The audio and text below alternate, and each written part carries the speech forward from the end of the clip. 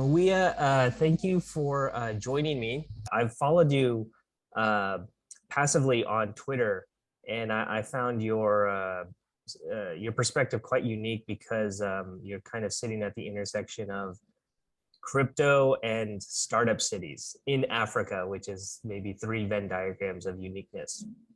Thank you. Name is Mwiya. I'm founder of a startup city in Africa called Nkwashi. Been working on this for about 7.5 years now. I um, also co-founded Explorer School, which is an online K to 12 that also does um, tutoring. We're in 10 countries at the moment with around 3,000 students. Oh, wow. So you do Zoom-based tutoring? Basically, yeah.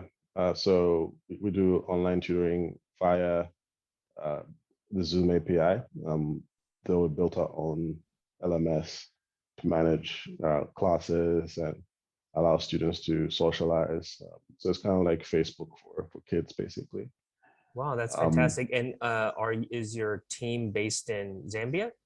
The people who built the system? so the team is based in Ghana, Zambia, and then the design team are based in Serbia. Wow, fantastic. So you're actually able to, from Lusaka, you're able to build this. Are you targeting African students? So it's Asia and Africa. So some of the students we've enrolled are in places like India, as an example. Wow, that's fantastic. That's super interesting to me because my brother-in-law is actually from Harare, and I never went to Zambia, but I was on I guess you could say on the border. I was on the Zambezi River. I could see Zambia. It was just across the river there. And this was probably more than 10 years ago. It was back when Zimbabwe was going through hyperinflation. And I was thinking, I remember when I first landed in Zimbabwe that I thought, it reminded me of where I grew up, which was Dallas, Texas. It looked very similar, it looked like a developed place, except that like it felt that nobody was at the time they had a big exodus of talent, and so all the like infrastructure was there, but the people to operate them had like fled, and so there were these weird. You could feel a little bit of the chaos around what was going on at the time, but I'd never been to Zambia. But I remember thinking there were a lot of highly educated people from that region that were all studied in Europe or America. And I thought, wow, if like, you know, the day comes when bandwidth speeds are, up to every other level, um, then, you could easily see that the talent would want to come back and just base themselves out of there where, your purchasing power is so much higher and you are closer to family and friends. So it's interesting. 10 years forward, you strike me as an example of that idea. Well, thanks. I actually think that's starting to happen now. So I know a few guys who spent, about a decade in the US or the UK. They got their green card or US, UK citizenship, Mhm. and they are like really talented, and then they've chosen to come back and either work remotely from Zambia as an example, but working for a global company. So one guy's a lawyer and is working for his law firm, but from Zambia. Another guy is an actuary and is working as an actuarial consultant now um, from Zambia. I know another guy who And is he's getting paid. These guys are getting paid in US or Europe, and they're just working remotely from Zambia. yeah, exactly. Another guy works for Google and he's basically between the US and Zambia. Another guy just left Microsoft and he's between the US and Zambia. So like there's a lot of talent that's decoupling from the places that they went to find opportunity, and because now they've got the reputations and the skills to basically demand like valuable rents from their skills. they can work from anywhere in the world, and the reasonably um, acceptable bandwidth speeds in Africa now allow for them to do that. So they're just like nomads, Yeah, basically. I find that I think I was doing this from before the pandemic, which was the digital nomad thing and the work remote thing was quite niche, and you had to basically set up arrangements with employers where you were a small business or you were a contractor. You didn't get the similar uh, uh, the companies wouldn't be as accommodating. But now, post Corona, it just all the cultural norms have shifted. All these tools have come up that has kind of mainstreamed this behavior. But what's even more interesting to me is I'm assuming you follow Balaji on Twitter. Yeah. He had this thing that was showing that it's not the east-west distance that matters as much. It's actually time zone distance. So what this would do is it becomes very easy to work remote from Zambia or South Africa and service clients in Europe. Whereas, so if you're basing yourself out of the African time zones, you'll have an advantage over if you were in the California time zone, because 10-hour difference versus 1 or 2 hours are the same. Yeah, I tend to, agree with that. There are exceptions to it, though. Like, I think for guys who aren't, excuse me, so for people who aren't particularly like bothered with like working in the night, right? They could sort of like sync their schedules with the US so they could match with, say, Pacific time. And it would probably mean that their day starts like at 5 p.m. and ends like well into the night. But, to the extent that they don't mind, and, they can use their daylight hours for recreation and sleeping, that's cool too. However, I mean, it's not the norm, right? So the more natural thing, speaking to your point and echoing Balaji, is that if you're in Africa, you basically are in sync with all the European time zones, and arguably sort of like Central Asia as well. So it allows for a lot less like challenge. Yeah, you could imagine that labor supply chains would go north-south more than they would go east-west, just because of the most people like require the circadian cycle to work. What's super interesting is, so you and I are communicating via Zoom, but I'm based in this season I'm in Bali, and it's mostly just to avoid the winters of Europe and North America. But I had to do a quick Google search because you gave me GMT +2, which I'm sure you're used to. Like it's having to like learn all kinds of new nomenclature.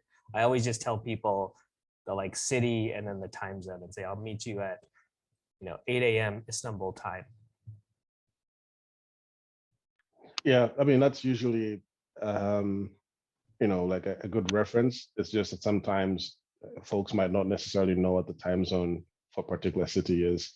So like referencing GMT for me is usually just or UTC is usually an easier way to just, like, okay, it doesn't matter which city I'm in, but this is the time zone that I'm currently working with. You wrote this essay, it looked like about 3 years ago, on where you were kind of thinking, it looked like it was like thinking out loud on how blockchain technologies could empower startup cities. And this is a kind of a genre that's really taken on steam in the last, I would say, 1 year or 6 months. Balaji has been one of the most vocal, most prominent people discussing it, but there have been several initiatives since then. I'm sure you're familiar with City Dao, it's a DAO that organized and to take advantage of Wyoming's real estate or Wyoming's Dao laws, and they bought some property in Wyoming. And then there's several other initiatives. Can you tell me what your take on how Web3 crypto can empower startup cities? And I'm sure it's evolved a lot in the last years, several years since you wrote that essay. So the main thing that I think Web3 does is it allows for people to be closer, right, to the sort of investments they can make. So in the past, if I wanted to, I don't know, buy stock, I'd have to hire a broker, and then the broker would tell me if it's, like a good stock or a bad stock, and I'll probably make a decision not based entirely on my own conviction, but what the broker told me, right? And then the broker would then action the trade. I mean, to some extent, that's still happening even in Web3 because we're all using exchanges, right? But the difference is people have a lot more conviction about the sorts of investments they can make. And then the sort of restrictions that used to be levied on people where, in the US, you'd have to be an accredited investor to be able to take on certain risks, like with, venture capital or private equity or hedge funds. None of that exists in Web3. So a person, is able to act as a principal, right, and make whatever decisions they make.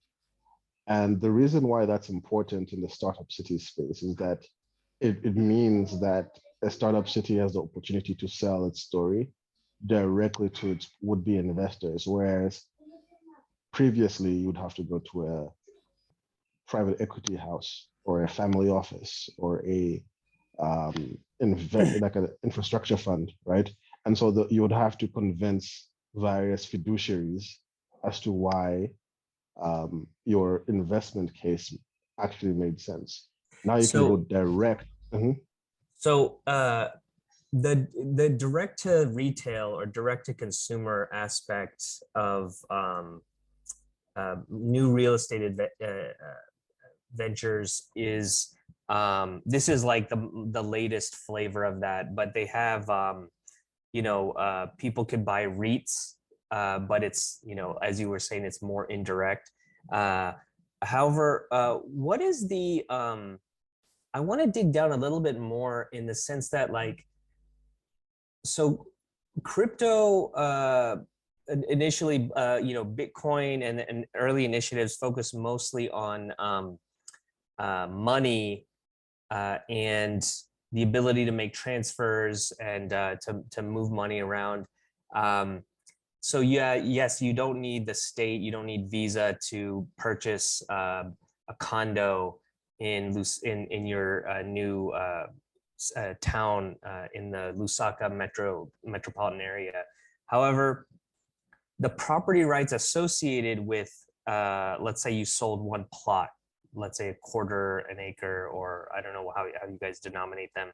How would you enforce property rights using crypto, or how would you, what is the change in behavior in terms of being able to buy, let's say you're an investor in Shanghai and you want to buy into the high growth development outside Lusaka in your town, how would that change?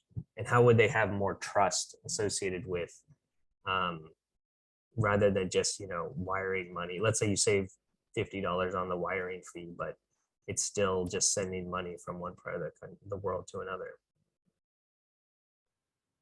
Yes, that's a great question. I think to some extent there are things that crypto can theoretically do today, but because it's not universally adopted, the material ways in which you can't use it. So as an example, whether it's in the US with what City Dao is doing, or here in Zambia with what we're doing,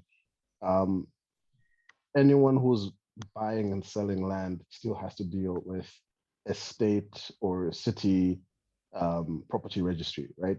And so at that level, that wouldn't be on chain. That would always be off chain until the registrar of that property registry chooses to adopt blockchain, right? Means of securing the property rights. So what we're doing, at least what we will be doing to enable a person who would be in Shanghai to use the blockchain to purchase property from us, is that would be putting these properties into a trust, right? And what you end up changing isn't necessarily the individual owner, right? The nominal owner. What you're changing is the beneficial owner of the trust.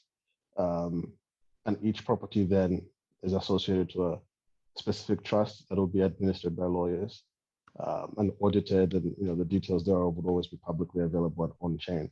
So even though those elements aren't on chain right now, it would give sufficient level of trust to a person sitting outside the country that this property that they've purchased is indeed theirs now. Okay, so that's one. I'm perceiving two. Unless did you have more? I was just gonna say I'm perceiving two angles for how Web3 will affect property ownership and title transfers and things. Which is the first one is the local government or some trusted third party will have to have at minimum an oracle to verify that this exists in the real world. So some sort of like offline to on-chain translation bridge that's provable and trustable. And then the second option that I was looking at, that I was thinking about the way you were describing it was, okay, so you're creating these trusts and there's a beneficial owner. And so you could at minimum just NFT it or create some sort of token attached to ownership. And then that token just keeps transferring completely liquid as if you were transferring one Solana to anybody else. Yeah, it's exactly that second one. The critical thing being that you still need the trust to provide verifiable on the ground proof of ownership. But yeah, you could use NFTs to allow for transferring of ownership, because each plot of land is a unique spot on the earth, and so it's not really fungible with any other place. Mm-hmm. In a sort of like truly like for like sense, right? Because it's a defined geospatial area. But then the issue is so we understand, you and I both understand how relatively straightforward it would be to tokenize or NFT certain square footage or 10 square meters of land in Zambia. But then how does it translate into the legal system? Would the legal system, what would the Zambian government need to do to allow for anonymous transfers of these assets or tokens?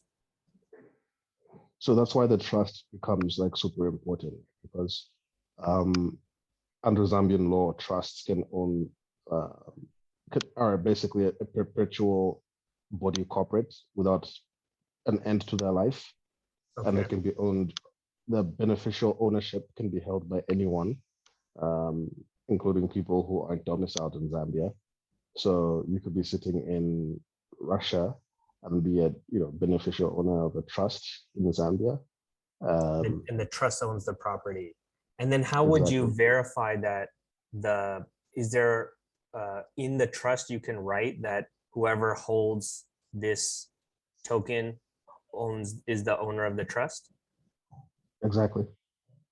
Oh wow. So the trust deed can say whatever you want it to say. Wow, that's remarkable. Wow, that's quite revolutionary if it actually works in practice.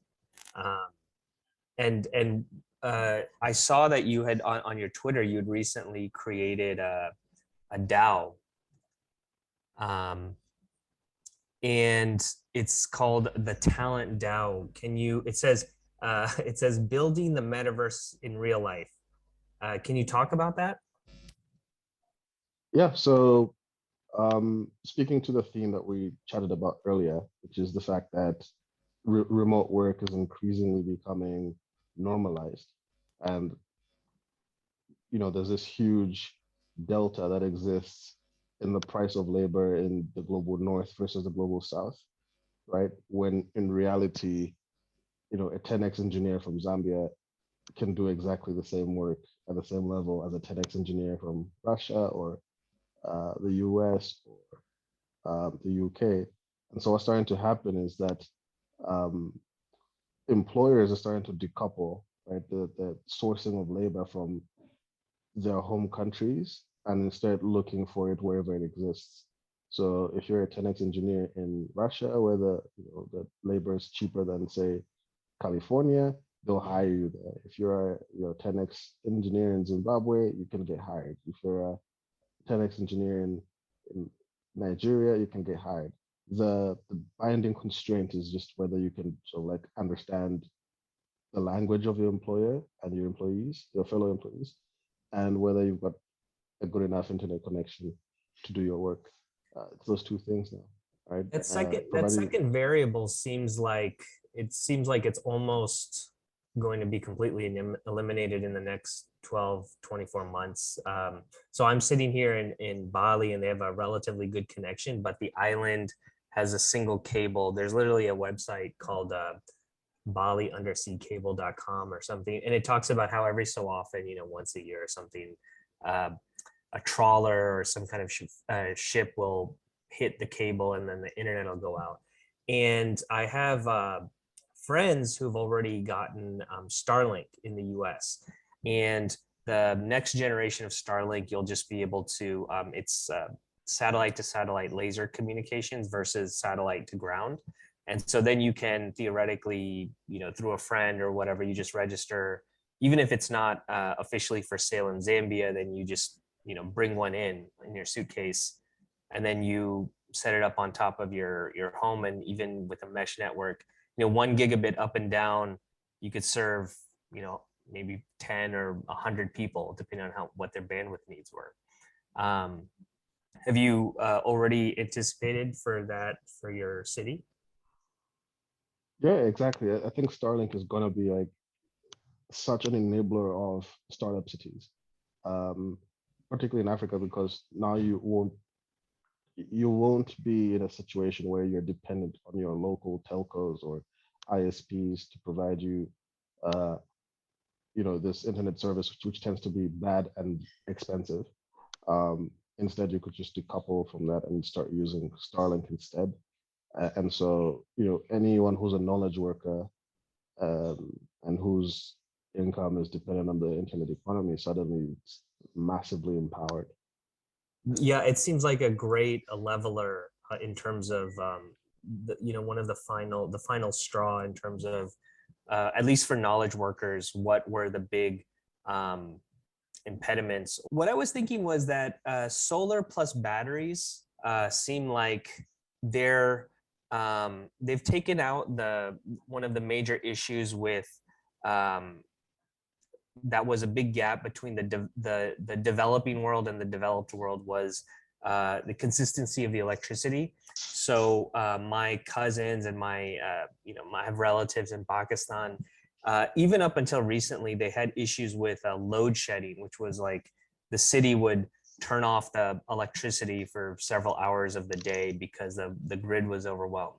And with solar and battery storage, it looks like private actors um, can work around that. They can buy their way out, out of that conundrum. And then with Starlink, it seems like that's another solution to a infrastructure problem. Are there other besides electricity and internet? Are there other issues that disadvantage uh, knowledge workers in Southern Africa that you can see that need to still be overcome?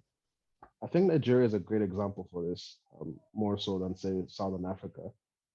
Um, and I think where Nigeria is at is perhaps where the rest of the continent might end up sort of like headed towards, unless governance issues are dealt with fairly quickly. So if you're a reasonably well-off person in Nigeria, there's a good chance that you're moving around with private security all the time because you have a material kidnap risk that you have to deal with, right? Okay. So criminals could kidnap you. Um, the police could kidnap you. So like there's this group called SARS, which were like a special branch of the police that were set up to deal with kidnappers and bandits.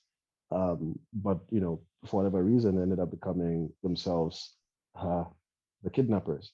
And so last year, last year there was this massive protest movement in Nigeria, which was spurred by the young people there. You know, like end SARS. So they're asking the government to disband this unit of the police, and the government responded by sending the army to quash these protests, and a bunch of people died as a consequence. And so, you know, if you're a really good software developer, or let's say, you know, really good common law lawyer or architect or engineer who could potentially work anywhere in the world, right? And you choose to domicile in Nigeria but work remotely for global organizations, um, you're not in a position where you can walk on the streets with complete confidence about your security. You're not in a situation where you can rely on the state to provide your children with good public schooling. You're not in a situation where you can rely on the state to give your kids and your family um, good healthcare via hospitals, right? So basically, all the public goods that people in the West take for granted, you have to pay private alternatives to use those, right? So that adds up because those tend to be very expensive.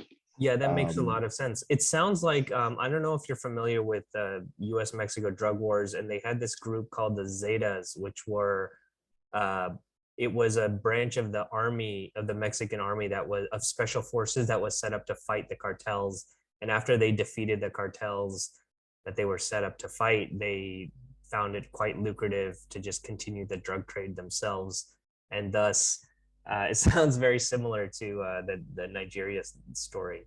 Um, so the public goods that you're talking about are very important. And one thing that strikes me is that this the direction of this problem would, in my view, likely accelerate because you've got knowledge workers who, let's say, someone of Zambian descent or Zambian who could work for Google would make $200,000. That would still be 4 times the median income, even in the US. But if they domiciled in Lusaka, perhaps that might be 10 times more than that.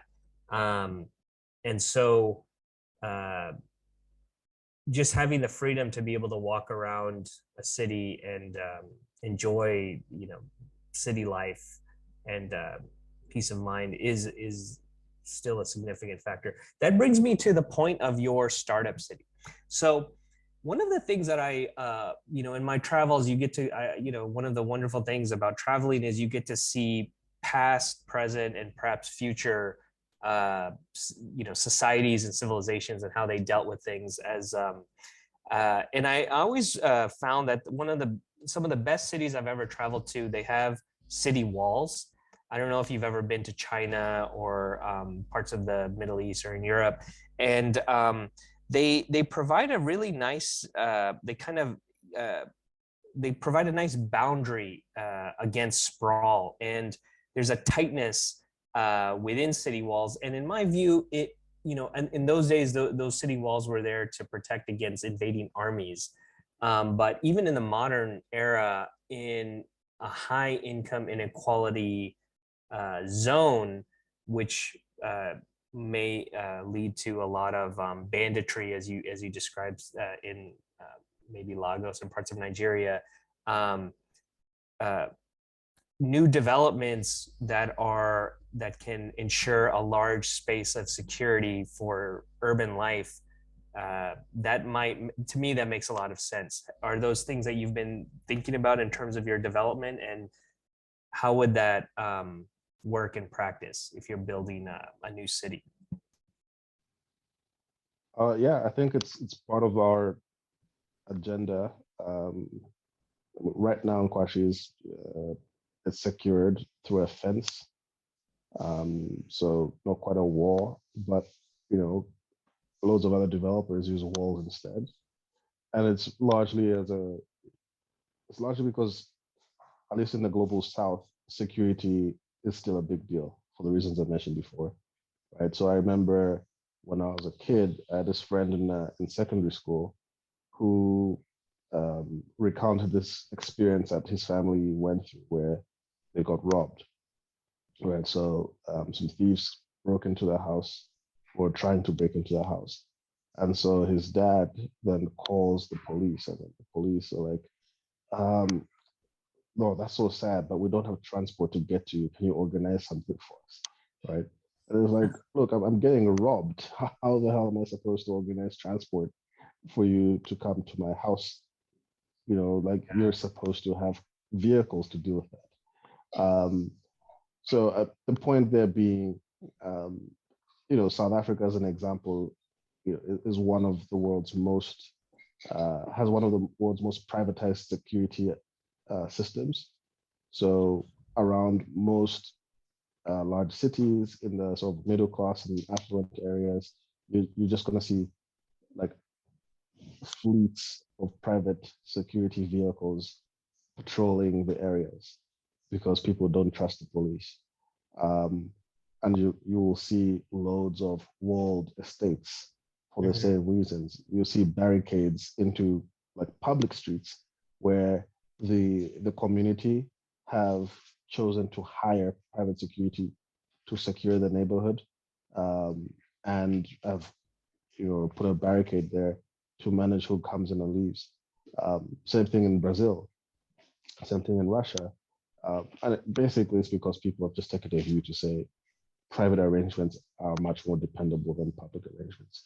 Now, to the extent you have a very big wall and it's part of your urbanism ethos, I think I think there's definite space for that because on some levels, I think it's probably the more natural way to define a city area.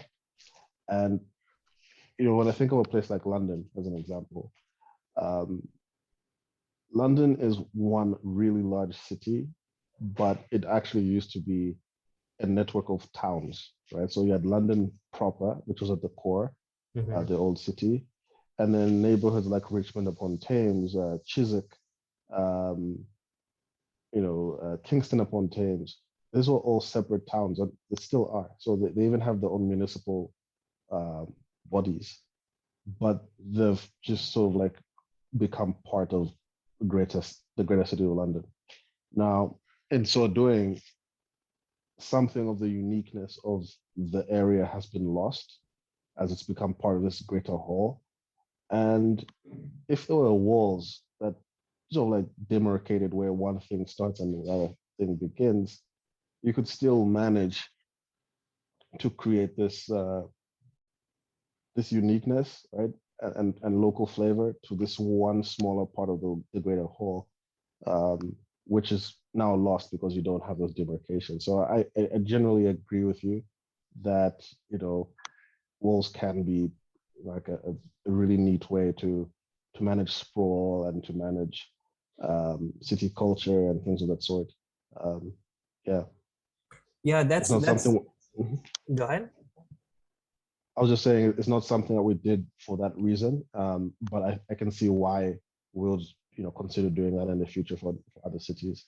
Yeah, it's an interesting thing because there's a guy I follow on Twitter. His name is his handle is Wrath of Non, and I think he's a Japanese gentleman, but he's got a special talent and a special eye for articulating why we love certain cities and why people choose to live in North America. People choose to live quite uniquely, and it's pretty out of the norm from most places on Earth, just because it's so car centric. Whereas one of the positive externalities for uh, less income is actually more reliance on your feet for moving around. And we don't. So I was earlier this year. I was in Medellin, which is a beautiful city in Colombia, and um, you know, the rich parts of the city, they have parking garages and things like that. They also deal with a lot of security issues there. But uh, you know, one of the problems in my view that North America dealt with and is still currently dealing with is um, if you're a young uh, uh, hardworking person from a poor neighborhood, the just the cost to be able to just get to your a job that could employ you, you need to be able to afford a car and insurance and all these expenses. So you may need to have spend $1,000 a month just to be able to have the lowest paying job in town. And the barriers to entry, and then you know you're at a huge disadvantage if you're trying to rely on public transportation because you know the schedules are not flexible. Whereas when I'm, you know, I lived in China and Europe and these other places, you could be the poorest person in the city, but if you just by being young, you can just rely on your caloric energy to get you from A to B to work and to hustle. And those opportunities don't really exist in places that are so car centric. And you know, that's part of, you know, part of the flavors of great cities are um, you you know, the terrible jobs that people don't want to do are usually someone has to do them, and it's usually people who are in the beginning parts of their careers who have more hustle and who are more willing to do difficult jobs. And for a city to function, you can't have um, extremely isolated rich people in one part of the town and then, you know, everybody else in another part of the town. And then you know, that's kind of one of the reasons why I find a lot of cities in the US you know, die over time. The situations, I don't know if you've been to Baltimore or Detroit, those cities are um, dystopian. And what are some of the things that you guys are dealing with in your new development that are kind of addressing some of these issues? And I'm sure security is one of them. With regards to, at least in Kwashi, the the main reason why we're building the Talent Dao is that we see this as a means of enabling people who are high potential to gain the skills necessary to, you know, to basically become global remote workers. But and we're starting with software development, but there's no reason why we couldn't do things like, say, carpentry, right, or cosmetics. And the reason is this: person comes to learn how to be a carpenter, for example, right? Mm-hmm. And they can then take those skills and make products which they can sell via, say, Amazon or through Shopify, right, to anyone around the world who likes what they make. Or they could join a local carpentry studio and work for someone who's doing that. And so the internet has made it possible now for people to basically make and sell things anywhere in the world because the logistics rails, you know, are fairly high quality, right? So you can use DHL or FedEx to get your goods to go anywhere if they're so in Lusaka world. You're not at a disadvantage if you make custom wooden bowls and, you know, with local wood, you could get it on. You can get it to market in the hands of the buyers relatively easily. Exactly. Oh, it's wow. Exactly that. I didn't know that. So the basic idea then is you end up with a lot of young people, at least over time, coming to the city to join this residency program to gain these skills and then put those skills to use. And so what we want to try and do with this initial experiment is see if we can create the density in one suburb, right? And see what that looks like, and see what sort of experience people have. And then we could try and experiment in different ways in different suburbs within the city over time, and basically arrive at a model that we think is scalable and that achieves this concept that you made reference to, where a person can sort of like live and work um, in the same node, right? So they don't have to like spend hours um, in commuting somewhere. They can just do a quick walk to the studio and they're sorted, or they could just work from the apartment. Yeah, So that's that's really the interesting. So, can I just correct me if I'm mispronouncing the town? It's called Nkwashi. yeah, that's correct. And That's right. so, what you're saying is there seems to be a synthesis between um, your talent development initiative, the Talent Dao, and the the city that you've built in Kwashi, and you're building it out because one feeds the other, right? So there's a great quote from Elon Musk where he's talking about, I think he recently did an interview with some YouTube channel called the Babylon Bee, but he was basically saying like, I'm not making companies to make companies. He said companies are just organizing forces around products and services, and if their products and services are terrible, they should just the company should just disappear, right? And so cities and towns historically used to be built around certain um, types of trade or business. There was a point to why people were organizing around that specific place, whether it was Singapore had the great deep water port, or I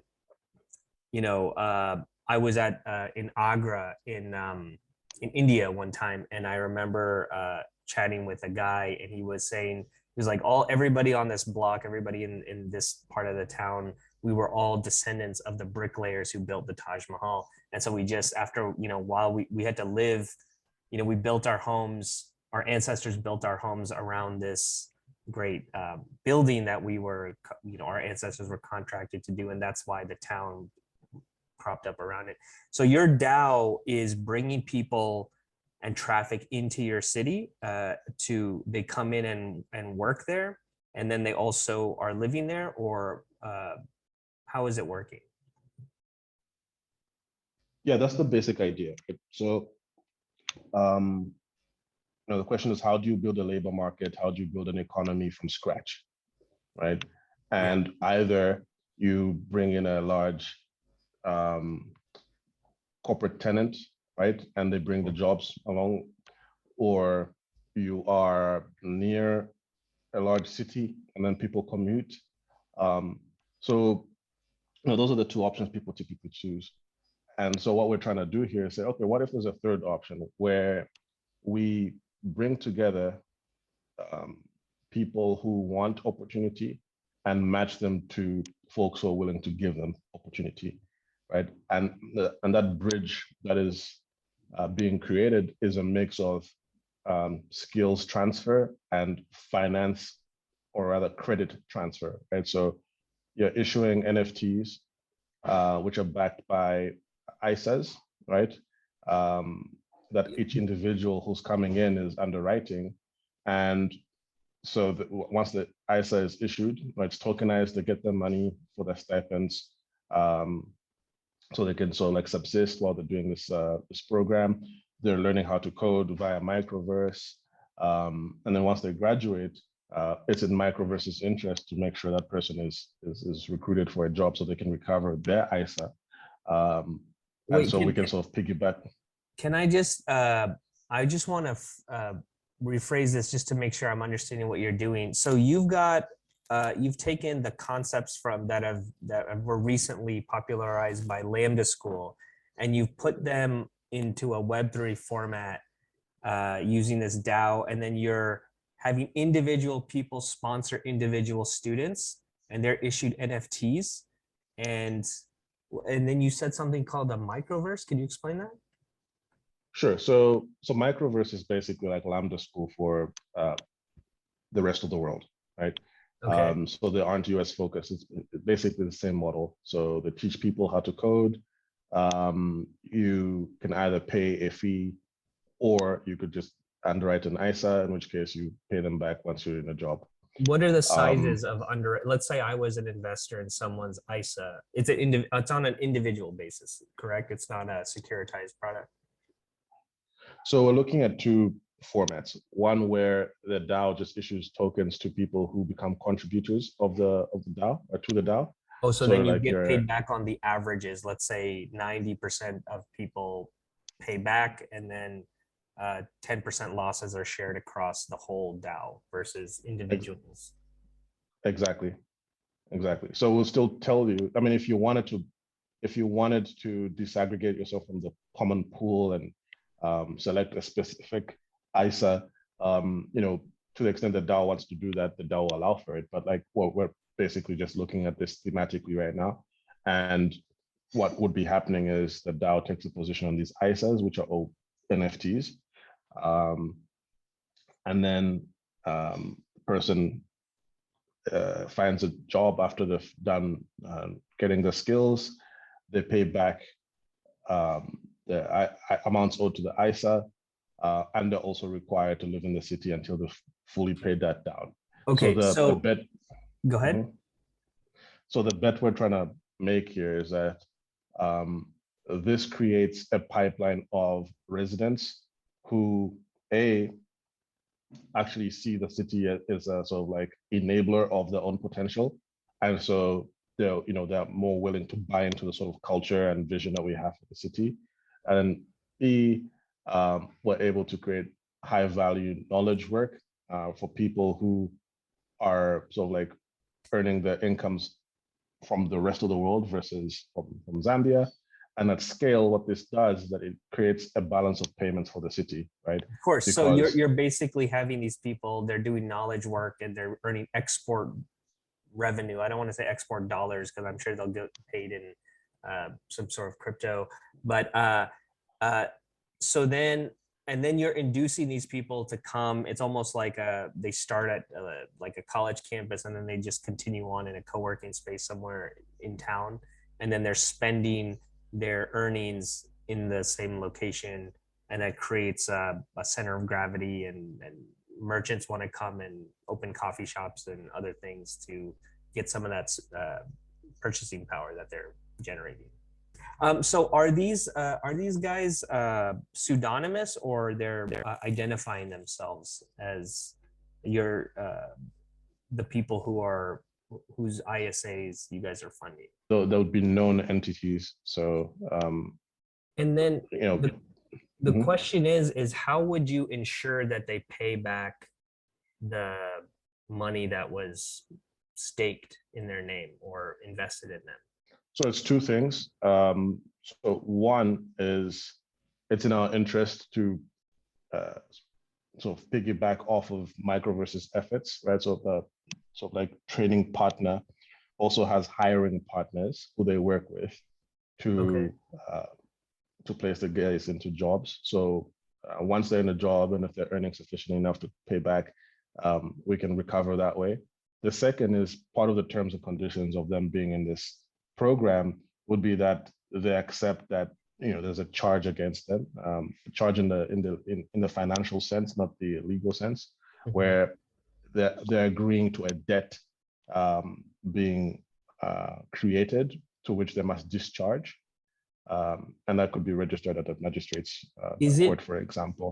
is it as a income share agreement and then it expires if they don't earn enough income, or is it like a student loan that sticks with them in perpetuity until it's paid? So we figure that we need a hybrid structure, which gives them the flexibility to only start paying once they're in a job.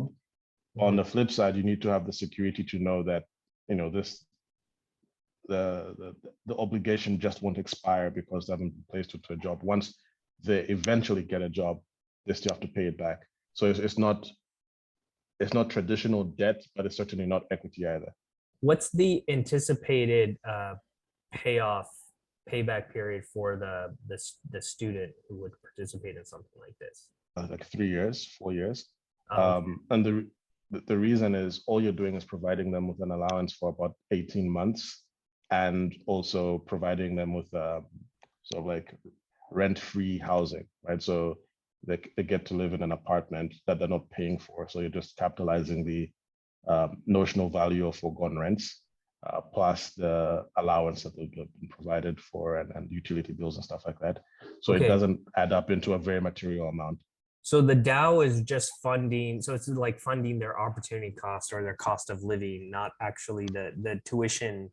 The tuition doesn't get paid back until they start working. Exactly, because the tuition isn't paid to us. The tuition is paid to the skills provider, right? So the training provider rather, like a Microverse.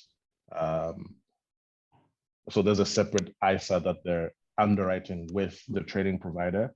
And then the DAO is providing like the physical infrastructure to enable the person to, the physical infrastructure and the money in terms of a stipend to leave a job or to, so like forego going to college and to take this on instead. Okay, this is fantastic. And I just have a couple more questions in around this initiative that you're doing, which is how do you, okay, one of the most important things that, in my opinion, that leads to these types of successes are you have to select for high intelligent people who are more likely to succeed in knowledge work, and then also high energy people, and then obviously the high integrity people. But so the high IQ stuff is what all the classic universities were always doing, which were SAT scores and all these GREs and everything were like proxies for IQ. What are you guys doing in terms of selection, and how are you? This is just my opinion. I don't know if you guys are selecting for the same things that seem like what I would be thinking. So the first thing is that the first hurdle is that they have to pass tests that are run by the training provider, right? So Microverse has the same incentives as us. So they want to onboard people who they feel have got the aptitude to be software developers and to actually get jobs, right? Otherwise, it's a wasted effort. So are those them. people already at like the college level, like they're taking SAT score tests or what?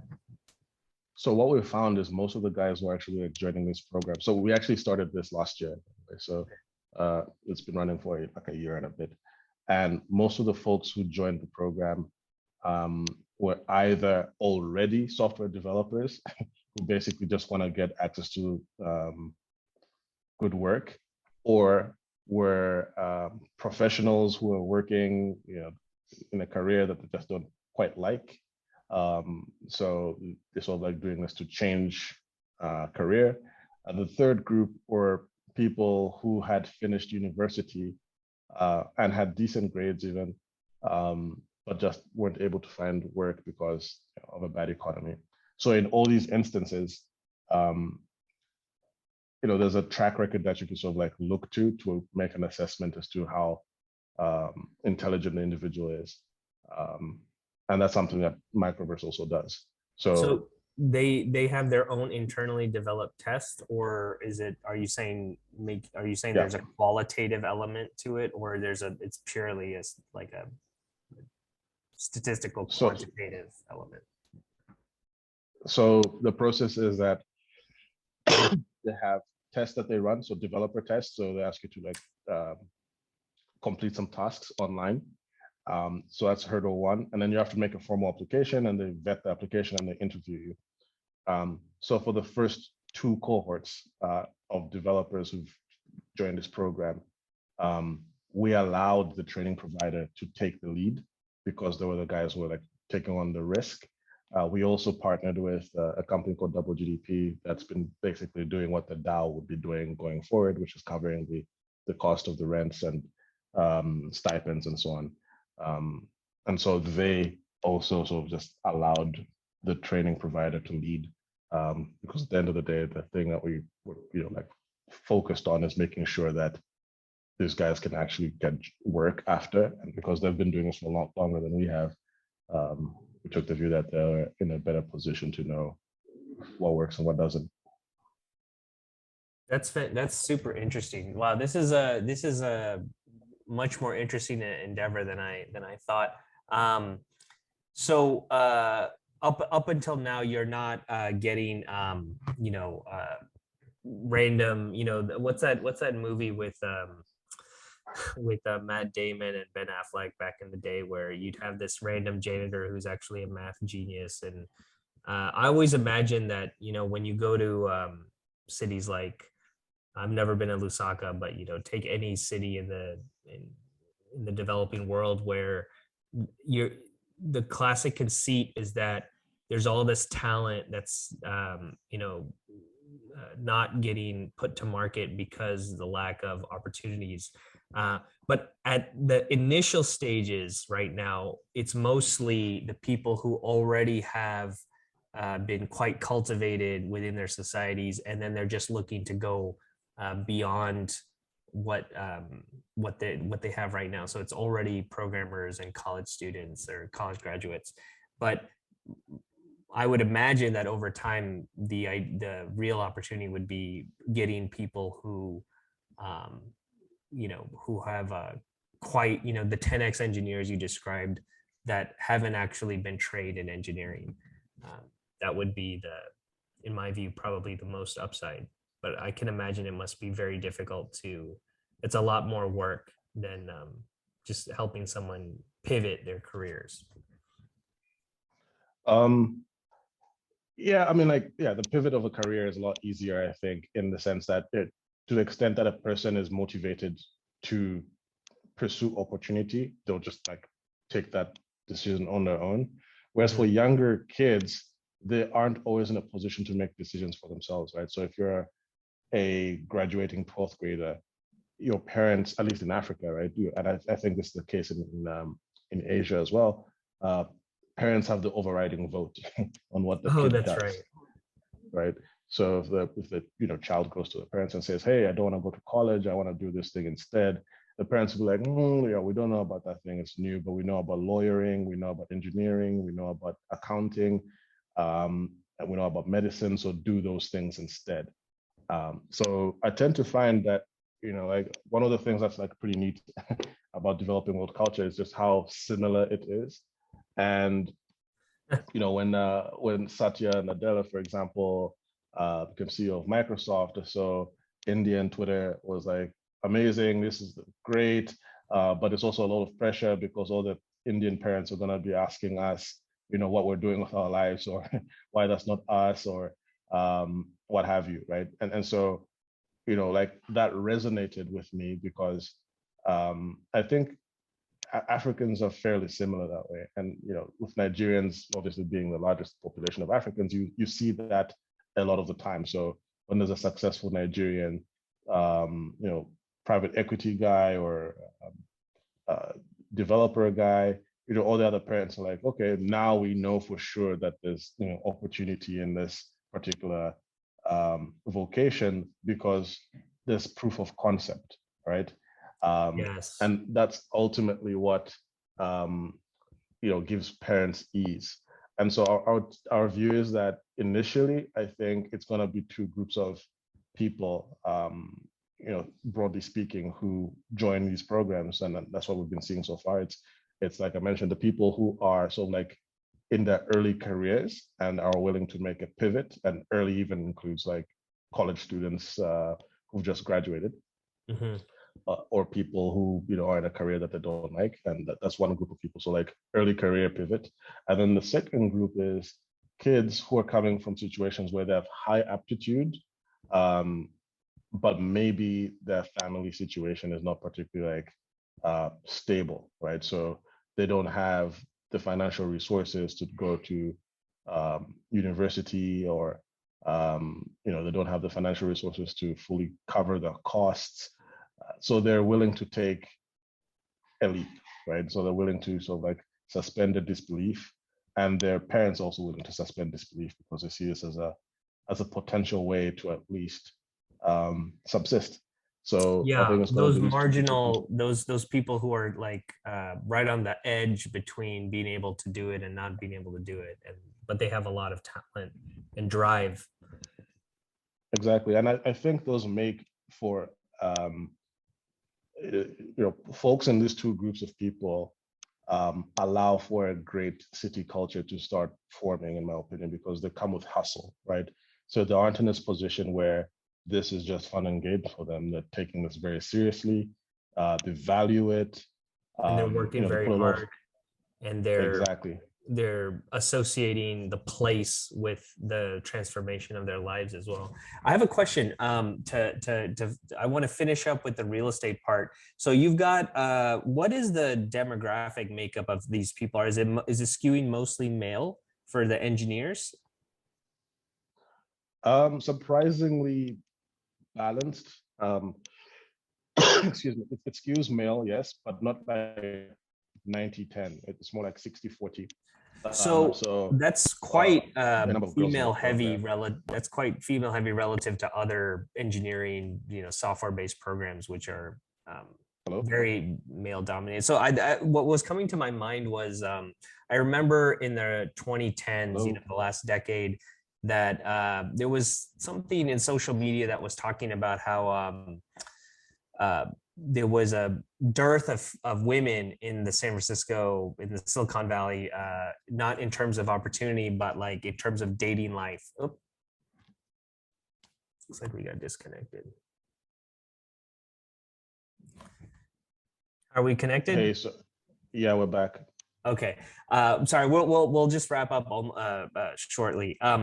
What I was going to say is that there was I remember seeing in the zeitgeist in the 2010s that there was a dearth of women, dateable women for all these big tech companies were hiring all these engineers, and in the Silicon Valley area, there weren't enough women, and there were all these like memes showing how hard it is to date and all that.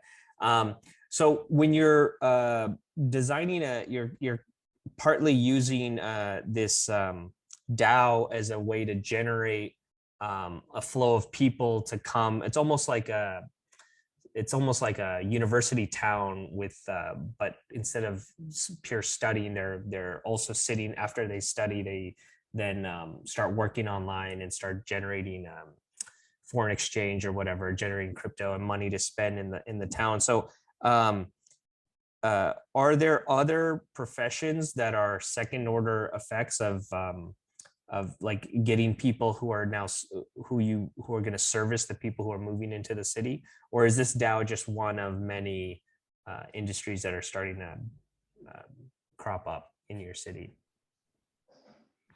So so there's two things that we're doing to create a labor market. One is the DAO, and then the other is Explorer School.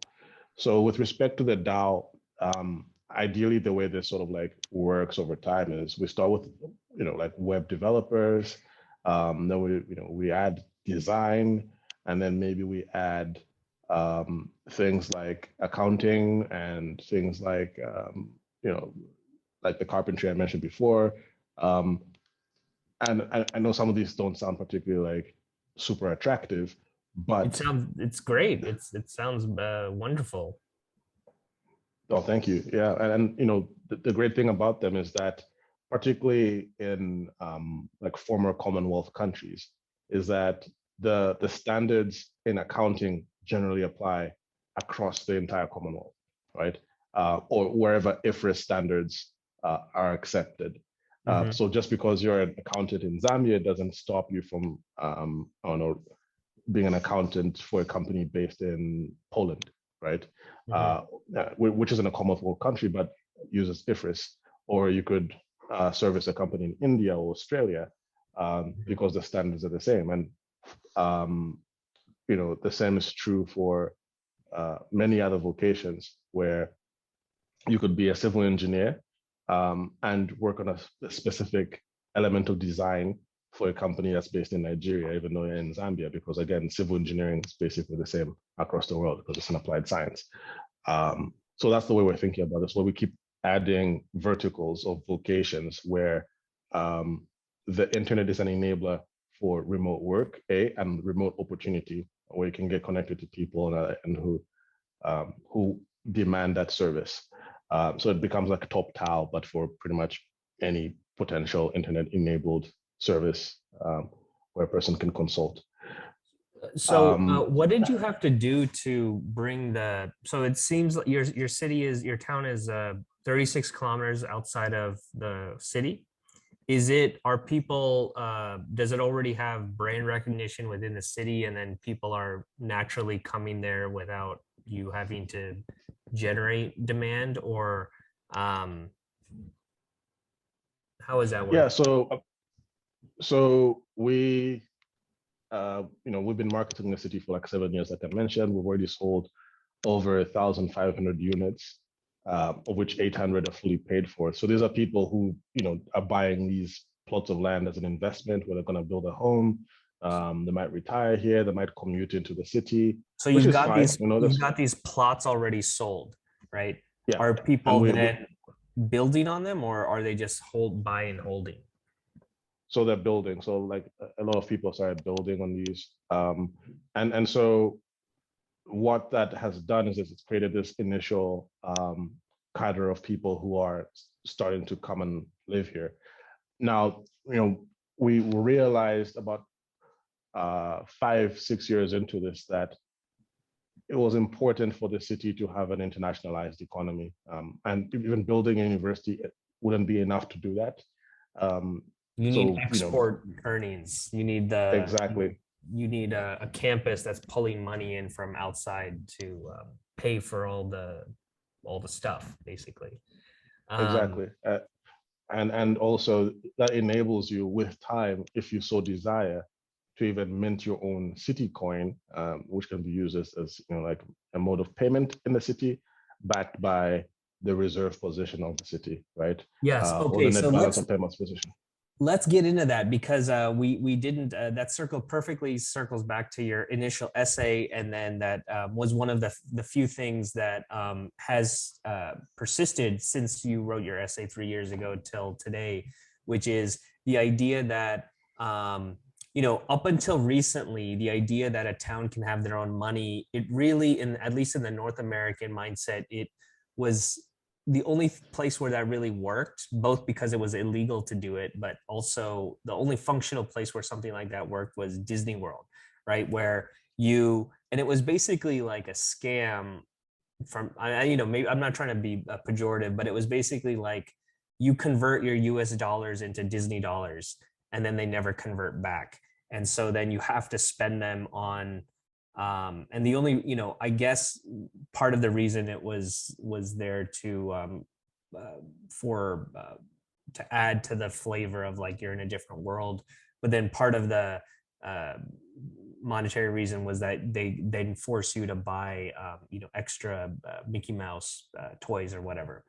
Um, Most cities couldn't, both because it's very difficult to have the talent to run monetary policy because there's the constant I'm sure you're aware of this term seigniorage, which is a debasement of the currency. So like it's not like modern currency, like the modern dollars are the first time that nations have diluted their currency over time. It's a well-established practice since the beginning of time. So, in the modern concept of city-based currency, the idea that you can, there's tools now where you could just put your token on top of uh, a major chain like Solana or Ethereum or even Bitcoin, and um, you can have governance for the monetary policy, and there's well-established norms and practices that have been built up in terms of tokenomics and things. And the transparency with Web3 allows for corrections in previous, what would be deemed disastrous policies, because you could get someone in place that would uh, uh, play with the currency of a municipality that would turn it into, a banana republic or something, or destroy the value of it. There's lots of examples at the national level, like Zimbabwe or Argentina or your neighbor to the south, Zimbabwe. So talk to me about how you were thinking through the city level currency and how it would work, whether it would be its own chain or a token on top of a major chain, and then how you would deal with governance and what would be the advantages and disadvantages of minting your city level token. I think it's a really big project to start with, right? So one of the reasons why we're initiating with a DAO first is that it allows us to take a slice of the broader project, right, and start small, but start with what is arguably the most important bit, which is productivity. So, I think ultimately that all economies, right, ultimately are undertakings to optimize for productivity. So enabling people to achieve their utility by like making opportunity much more available to them. And that's what we're starting with the DAO. So what we want to do is once that flywheel is spinning, right, and it's spinning faster and faster and faster, and so you're pulling more and more people to this geospatial area that we're building, right?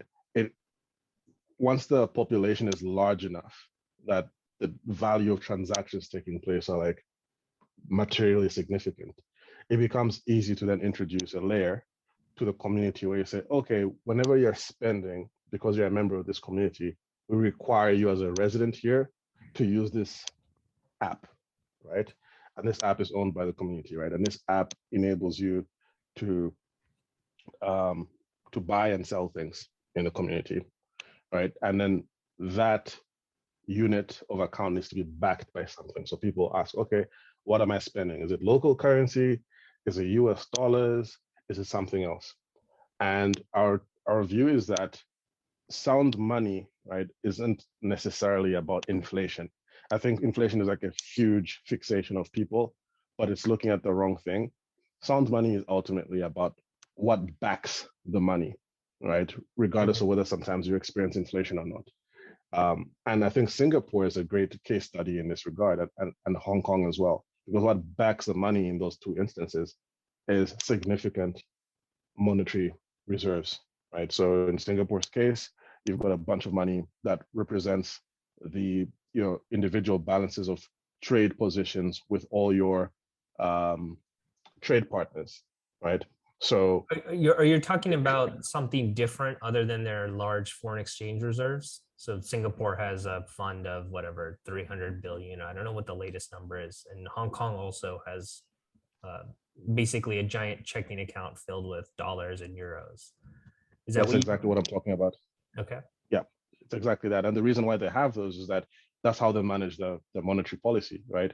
So if the dollar suddenly has a huge swing in its value, they use that reserve position to manage what that means for themselves, right? So if they don't want to inflate, they'll adjust their reserve position accordingly. If they don't want to deflate, same thing. And I think that's what's more important for a city like ours as well, where with time, this guild, this Talent Dao, builds a sufficiently large enough reserve position that's what ultimately backs the coin that people use to transact. So your idea is not to have a separate DAO for the city. Your idea is to take the Talent DAO and mandate in the city eventually, if it gets large enough, that the Talent DAO will have its own token, and this will be the currency, so that the entity that's managing the economy of the city that you run will be coming out of the Talent DAO. So it's kind of almost like a company town, like where Boeing made Everett, and then Boeing said, okay, we're all going to use Boeing coin. Since this town only exists for our factory, now we're all going to use our coin. Is that the direction you're trying to take it? That's exactly right. And the reason is, I think land is important, but I think productivity is even more important. So if you can make productive people, right, that's something that is movable anywhere. And once that flywheel is spinning fast enough, and say you fill up one city, you now have a natural impetus inbuilt within the sort of like design of your community to grow the community elsewhere. And so we're just taking a view that ultimately productivity is more important than the actual town itself. So are you implying that, let's say your city fills up, all right, now it's got 30, did you say 3,100 acres? Yeah. I don't know what the population, the So size can max, get 50,000 people, so max population would be 100K. 100,000 people. Okay. And then your idea is then to take this virtual community as it starts to fill up and you can see that there's going to be more demand for this concept. You wouldn't then just buy the neighboring 3,100 acres. You're saying, oh, I can then build a replica of this in Lagos or in Addis or in some other city in Africa. Exactly. Okay, so then the concept is not to just expand within Lusaka, it's to expand, to replicate. Exactly, it's to expand anywhere. And that the community that exists in the virtual world is more important than is almost more important than the land itself, because it can just be, you could just drop a new community in a new country. And then the value add of housing and things is relatively straightforward. It's the community aspect. Okay, so then my second question around the currency is that what does the currency, what advantage does that give you, rather than, like, let's say you can just use USDC sitting in a phantom wallet on Solana. What would what's the advantage of having your own token? So there's a couple advantages. So one is that because you're a city in a country, right? Within the context of flow of trade, the host country is going to be one of your biggest, if not, potentially their biggest trade partner that you have, because you're going to have to bring in food, you're going to have to bring in goods and services that support you from the rest of the country. And so what you want to do is you need to manage this dynamic between you don't want to be dependent on what's happening in the broader economy, like if in Zambia as an example, because if there's a devaluation of the currency because of a commodity cycle change, that affects you. So if you have your own currency, you're hedged against that. That's A. And B, there's a question of what's happening with the US dollar as well, right? So if you're using USDC only, then you're sort of like very firmly saying, I trust the Fed to do what's right for me all the time. And I don't think that makes sense, because sometimes you might want to have a little bit of inflation. Sometimes you might not want that. So you want to be in control of your own destiny. And I think ultimately that means having your own coin. And if you've got the balance of payments to support it, then why not, right? So that makes a lot of the view we're sense. taking. But then the idea is, I guess, the big variable is, would you have better governance for yourself than the Fed? I think in the current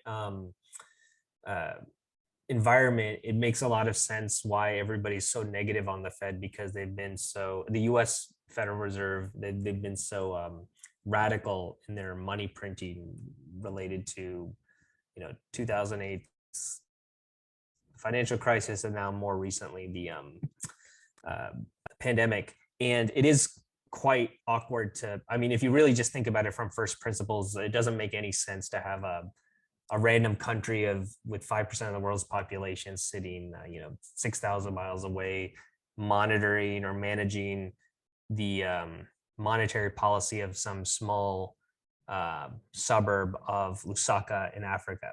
So it does kind of make a lot more sense that you would have your own token.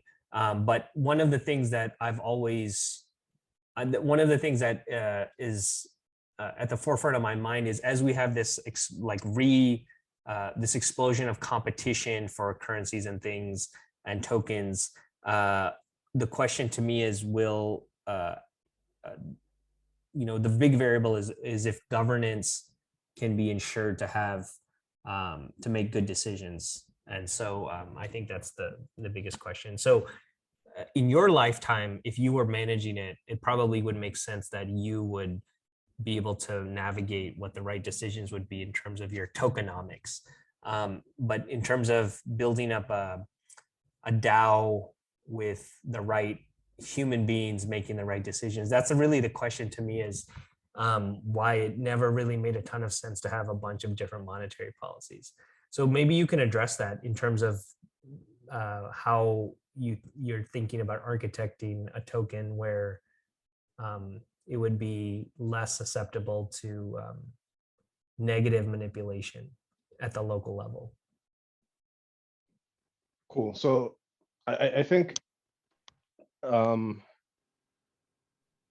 thing about currencies, right, and money in general, is that it's a social technology, right? Mm-hmm. Human beings created it to deal with the failings of barter, right? And I think what we've done over the eons of years that money has existed is that we've optimized for mobility of money, agency costs associated with money, and safety, right? So when it was just bullion, you could just get robbed of your physical bullion. So mm-hmm. we created banks so you could like safeguard the money.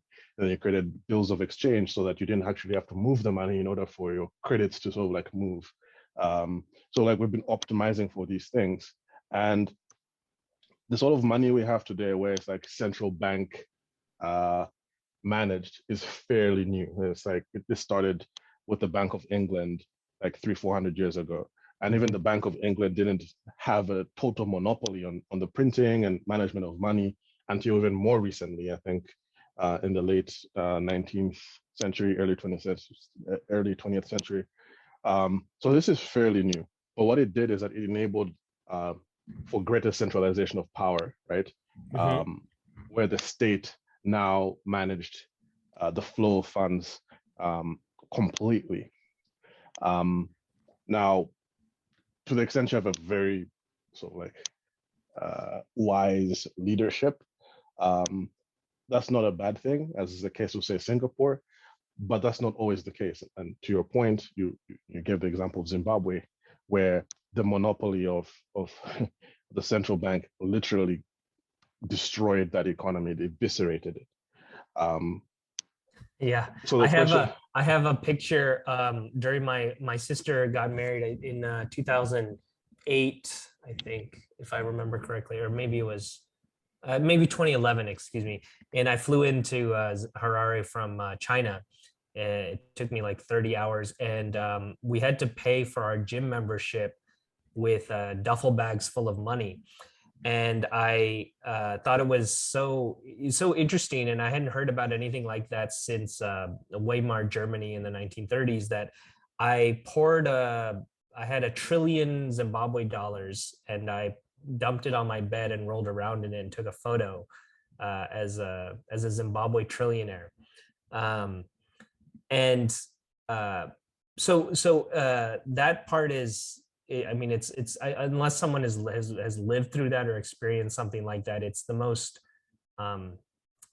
ludicrous. I mean, it's surprising to me that the country functioned as well as it did when money had no meaning. But yeah, it's because people created other forms of money. So like petrol and diesel became money. Airtime for phones became money. Shares on the stock exchange became money. So basically people started using any other available sort of like inflation-proof medium of exchange as money, which kind of shows you that money is just this abstraction that we created. But anyway, that's besides the point. The point is the centralization of power took place, and sometimes it works and other times it doesn't. But the critical difference between the past and now is that in the past, only the elite had access to education, like high quality education, right?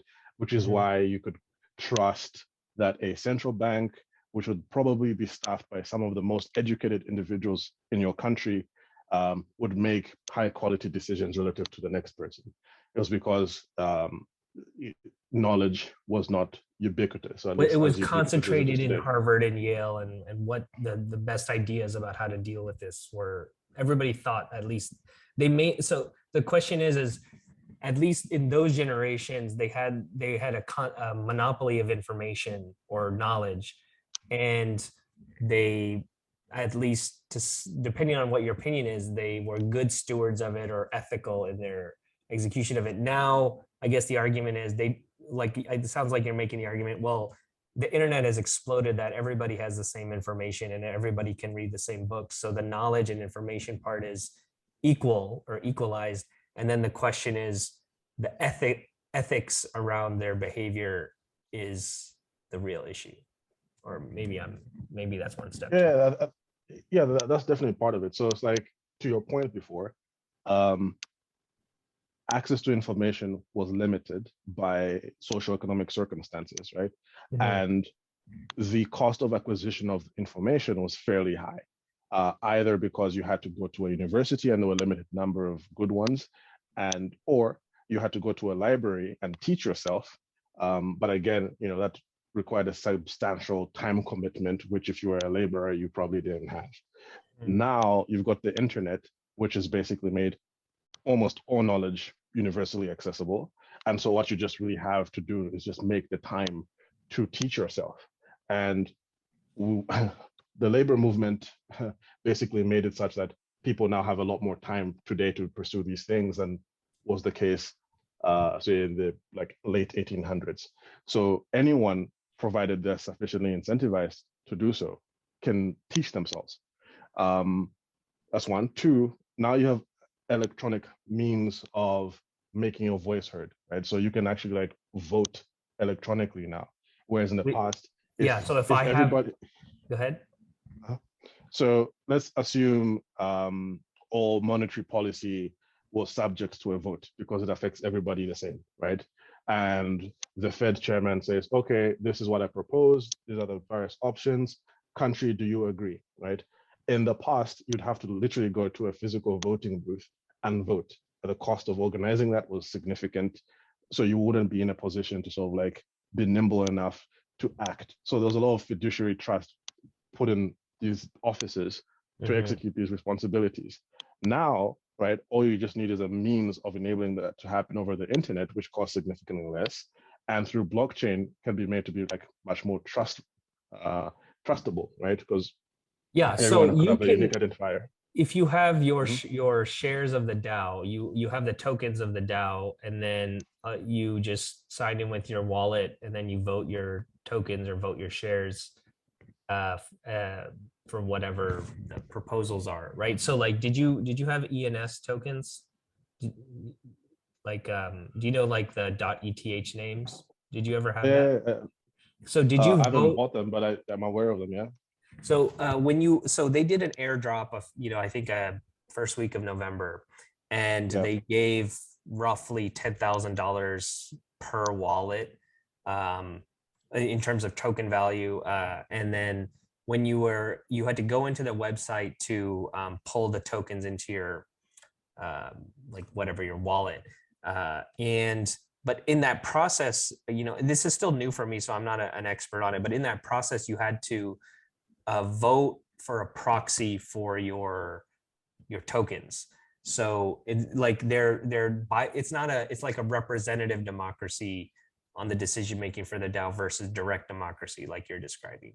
So on the one hand, you'd have, okay, everybody just directly votes the way you vote for a 50.1% wins, or you vote for these collective board on the DAO, and then the people on the DAO will decide what the monetary policy should be. So those are I think kind of you're getting into maybe how does governance work on a blockchain versus how what actually should be the right monetary policy versus how do we decide who decides what the right monetary policy is. Yeah, exactly. I think the things are related in the sense that, or rather, maybe I'm naive here, right? But I'd like to believe that because information is available, to the extent that you can create tests to ensure that people who are adequately informed can vote on a matter, right? So you make this available to everyone in a community, but you provide for tests that enable a person to have researched the matter before the vote, and those who Oh, that's haven't, right, you've are just excluded. resurrected they had this thing in America in the 20th century called poll taxes, which they used to it was a are you familiar with Jim Crow? Yeah, yeah. Yeah, so they use that as a way to, I mean, on the face of it, it makes a lot of sense. Like you want an educated voter, but then at least in the US context, they use it as a way to discriminate against slave descendants. But Mm-hmm. that does make a lot of sense. We do have concepts like that in other dimensions. Yeah, I mean, you make it very clear what you're testing. So if it's a monetary policy issue, right, then you make it a monetary policy question, just so that you are sure that there's minimum viable knowledge on the part of the participating voter to actually contribute an opinion, right? And then you can also add elements like quadratic voting to ensure that you have the highest quality outcomes. So I think what we want to do is test out a bunch of different things and arrive at what is the best model through like iterative thinking as opposed to sort of dictum where we say the community must be like this and therefore it will be that way. I don't think that's scientific at all. So I would rather that we try out a bunch of things and that the community as a whole has a significant input into what this ends up being. That's really interesting. So in my mind, it's still not clear whether you're describing the DAO as more like a blockchain company, or you're describing the DAO as a city that's like one person, one vote, and maybe it's something in between. But when a So it's like a company, guild. okay, like Yeah. So it's like, mhm. where but to participate in the guild, do you have to buy into it, or do you have to participate in it, or do you have to live in the city? So like the baker who's there to service the knowledge workers, he doesn't get a vote because he's not part of it. Or the Shanghai investor who owns a token on, if the DAO is publicly or tradable, then some random person in Mumbai gets to vote on the monetary policy. So that's kind of the thing that is still hasn't been cleared in my mind yet. So I think what would be most equitable is that people who service the developers or the creatives would also be members of the guild, but they'll just be a different form of membership, right? Because I take the view that those folks are important because they make life livable, right? They make it possible for people who are sort of like the core members of the guild to enjoy being residents of the city. So they have to be included, but I think the distinction between the two also has to be made. Now, what that actually like turns out being remains to be seen. But I would say they definitely have to get a vote, as would the graduated individual who's now working and went through the training program, as would be the individual who financially supported said person. Oh, So, I see. those are the I think I kind of understand what you're saying. Are you saying that like the DAO will be more like the people driving the ship of that DAO are all going to be, the majority of them or most of the voting will be, it's almost like a meritocracy where the people who are bringing in the revenue and driving all the money that's coming in to the system from global payments that they're earning, those will be the largest voters in the block. And because it's a guild, they'll be self-interested in preserving their wealth and it's it's almost like a cooperative. They'll be self-interested in voting correctly to preserve what exactly. Wow, that's fantastic. That'll be an interesting experiment. I think there's the Israeli model where they have kibbutzes, and then there's I don't know if you're from, and there's the Amish have something, you know, an 18th century version of this where, they're fantastically wealthy on many on many measurements. You can see that there's hyper productive. They're one of the like fastest growing demographics in certain parts of the U.S. just because they don't spend any of their money. They export all their, or they sell their crops, and then they don't spend anything, and so they just keep stacking money. And then once they get to a certain size, I don't know what it is, maybe 150 new people, they'll split off and create a new community, and they'll use their savings to buy more land and build a new town. And so there are concepts that like this that have worked and persisted many times before. So it will be really interesting to see how it plays out in Zambia or the greater African market. Yeah, thank you. And it's exactly that model where folks who, are people who've gone through the process and understand the value thereof, both from the funding and also like a funded perspective, should be in the driver's seat. But those people who are sort of like ancillary to all of this by making the lives of those people enjoyable should certainly also get a vote, because the consequences of decisions made by that group would also affect them. So, excluding them doesn't make sense. Including them, I think, definitely makes sense. It might be an important swing vote if there's a contentious debate between two factions. Exactly. And the other thing that we want to try and do is also have folks who've gone through the program and found work as a consequence must remain part of the guild and must also contribute to the guild. The quantum of which will be their decision to make. But I think that creates this cycle where the alumni network continues to have a say, and that say is, it exists in part because they're also contributors as opposed to just beneficiaries.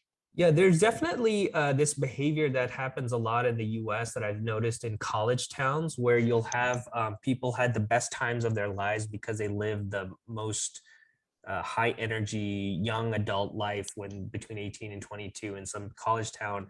And then over the last 50 years, it's evolved into, people continue, these universities have created extreme loyalty because of all the like positive nostalgia associated with the time there. And then they, for the social benefits, then they participate in the sports, and then they give back to the university. And so these universities have generally, in my opinion, they're not charities anymore. They have basically turned into like for-profit sports community entities, and the communities are designed around, and it's especially strong in the Midwest and the South. And I'm sure you're familiar with that behavior. And seems like it's possible to do that outside of a university. You could just do something like that in a city building sense. Yeah, that's definitely true. And your point on cooperatives actually like holds true as well. So if you think about Fonterra, the large dairy co-op in New Zealand, in some material ways, that's what they've done, right? So the dairy farmers are very invested in it because Fonterra provides offtake for their milk and then exports that milk to places like China. Passes dividends back to the members who are the farmers over and above buying their milk. Allows for financing of the farmers because there's this offtake that's been provided for. And all of that enables their land holdings to be investment grade because they can keep like expanding their herds and buying more land and so on and so forth. So yeah, I think co-ops allow for, or cooperative entities allow for small players who would otherwise be sort of like the victims of large intermediate entities to unionize in a sense and allow for better flow of value back to themselves. And the blockchain facilitates that, disintermediates all the middlemen, and exactly. you get more value per unit of output. directly to the person providing the value. Exactly.